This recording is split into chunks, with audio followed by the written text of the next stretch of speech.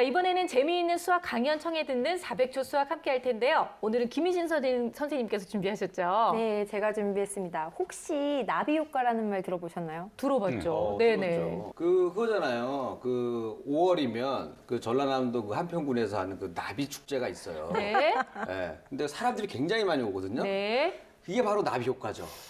기발합니다. 그럼 어떻게 나비가 연결을 나서 하려면 불러오잖아. 굳이 또 연결이 될 수도 있겠네요, 선생님. 네, 나비 효과는 이제 나비의 작은 날개짓이 대기의 변화까지 일으켜서 지구의 반대편에 허리케인 같은 폭풍우를 일으킨다라는 예를 빗댄 말이거든요. 네. 제가 사실 알고 있었죠. 그냥 뭐 즐거움 드리려고 거기 좀 아닌 것 축제가 같은데 아까 좀- 굉장히 진지한 것 같았어요. 그 축제가 좀 활성화되라는 의미로 제가 한번 홍보 차원에서 해드린 거고요. 네. 알고 있죠. 근데 이 나비 효과가 수학하고 무슨 관련이 있을까요? 그러게요. 뭐 혹시 기하급수 네? 점점 늘어나니까 요거 아니에요? 땡.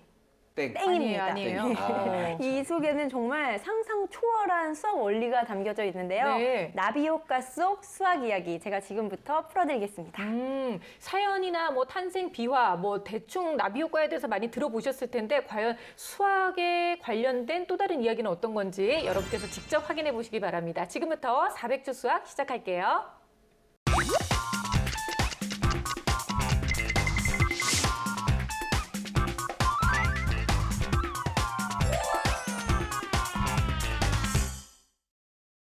여러분, 나비 효과라는 말 많이들 들어보셨을 텐데요. 오늘은 나비 효과를 탄생시킨 수학 이야기를 해볼까 합니다. 나비 효과란 나비의 작은 날개짓처럼 아주 작은 변화가 폭풍우와 같은 커다란 변화를 유발시킬 수 있다는 이론인데요.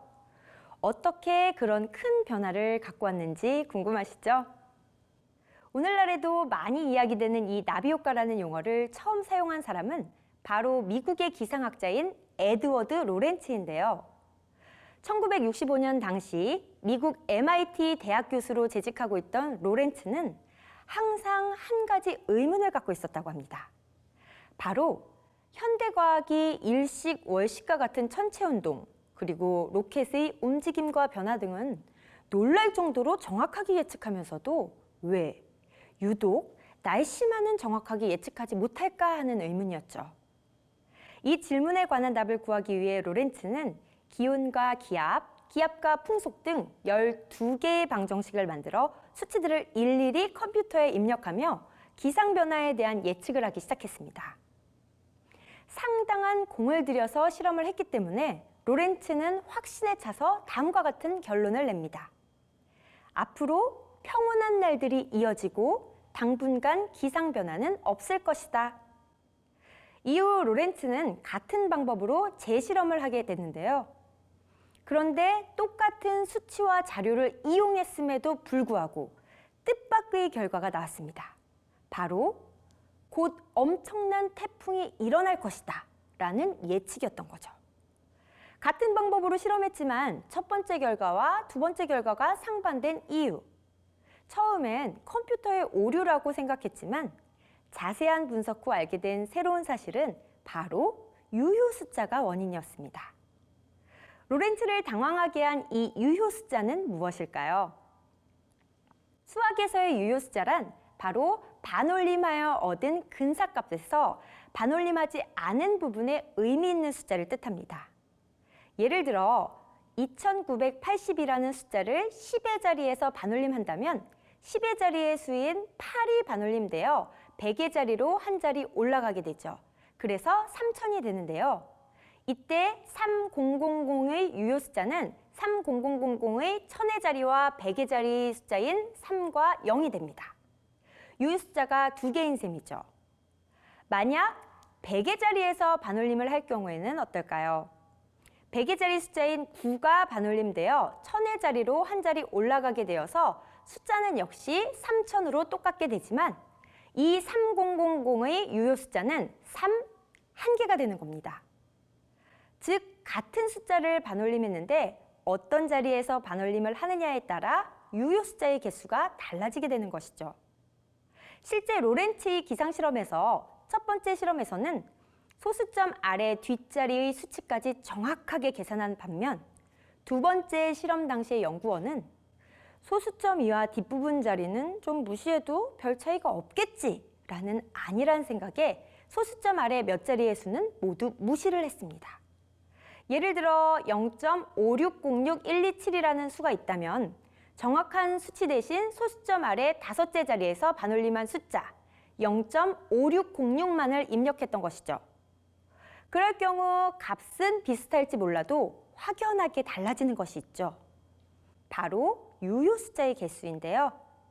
0.5606127의 유효 숫자는 5, 6, 0, 6, 1, 2, 7로 총 7개가 되지만 뒤에 소수점 5째 자리에서 반올림을 한다면 수는 0.5606이 되어 유효 숫자는 5, 6, 0, 6으로 총 4개가 됩니다. 결국 유효 숫자의 개수가 7개에서 4개로 줄어들면서 오차의 한계가 매우 커졌던 것이죠. 이 점을 통해 로렌츠는 나비 효과를 발견하게 된 것입니다.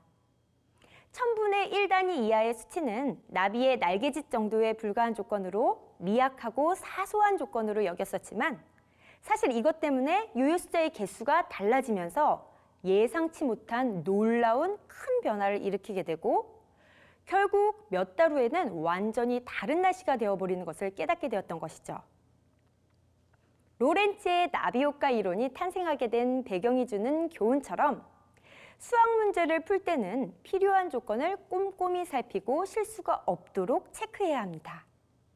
그래야 올바른 답을 내고 불필요한 오차가 생기는 것도 맞겠죠? 그리고 실수하지 말라는 잔소리 대신 나비 효과와 같은 여러 비하들을 예로 들어 알려준다면 우리 아이들은 더욱 꼼꼼하고 성실한 자세로 수학을 대하게 될 겁니다.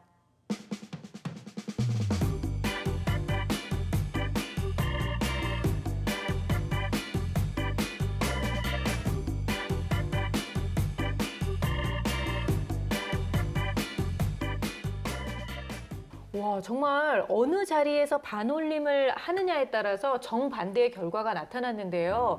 그러니까 우리가 수학할 때 정말 꼼꼼해야 된다, 다시 한번 잘 생각해서 진짜 잘 봐야 된다라는 부분이 여기서도 나타나는 것 같아요. 맞아요. 그 아까 보니까 그 두 번째 실험 연구원이 네. 그 소수점 자리를 무시했다가 이 엄청난 결과로 돌아왔잖아요.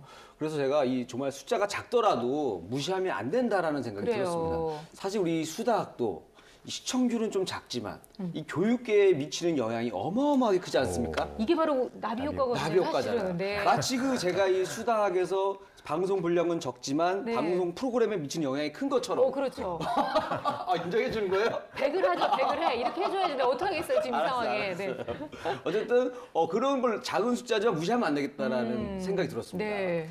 그러니까 정확한 답을 요구하는 게 수학이라는 학문이잖아요. 그렇다 보니까 이제 꼼꼼하게 하지 않으면 이런 작은 실수가 아예 결과를 그렇죠. 틀리게 만드는 경우가 있어서 이런 이야기를 많이 해주면 좋을 것 같아요. 그래서 나비 효과처럼 작은 실수에도 엄청난 결과가 나온 예가 또 있는데요. 나사에서 3년간 우리 돈으로 6,600억 정도를 투자를 해서 화성 탐사 위성을 만들었거든요. 근데 그것을 이제 보낸 지 얼마 되지 않아서 통신이 두절되고 사라졌습니다. 네. 탐사에 실패한 거죠.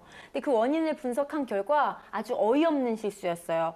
이게 로켓을 나가게 하는 힘, 그러니까 추력은 단위가 힘의 단위인 뉴턴으로 표시를 해야 되는데 네. 파운드로 입력을 했던 거죠.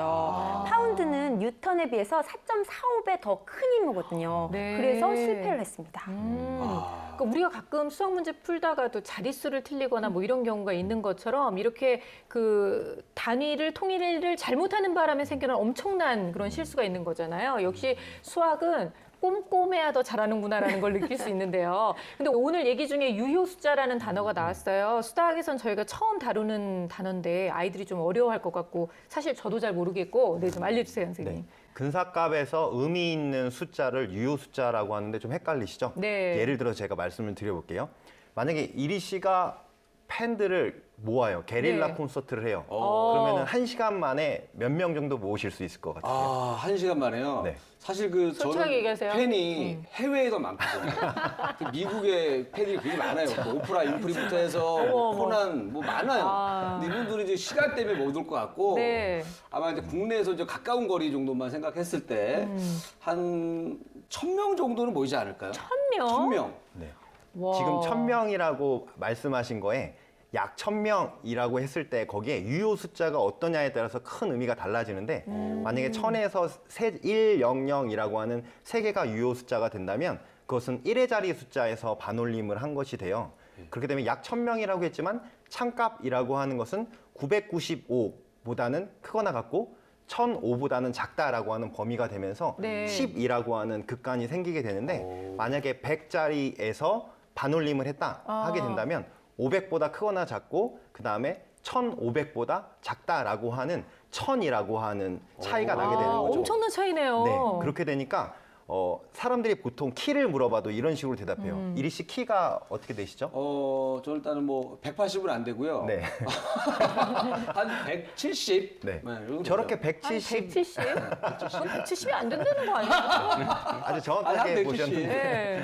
네. 170이라고 이야기하는 이유는 뭐냐면 168 이렇게 이야기하거나 165 이렇게 이야기하는 게 싫은 거예요. 그쵸. 그러니까는 약 170이다라고 이야기하면 참값이라고 하는 게 165에서 175 사이다라고 하는 것을 갖기 때문에 내 키가 165인데 175로 사람들이 예상할 수도 있게 있죠, 만드는 그쵸. 즉 유효 숫자라고 하는 것이 실생활에서 이렇게 쓰일 수 있습니다. 그래도 난 양반이에요. 저는 1, 뭐가 2cm, 양반이에요? 1, 2cm 속이지 다른 애들은 네. 막 5cm, 7cm 속이는 애들도 있어요.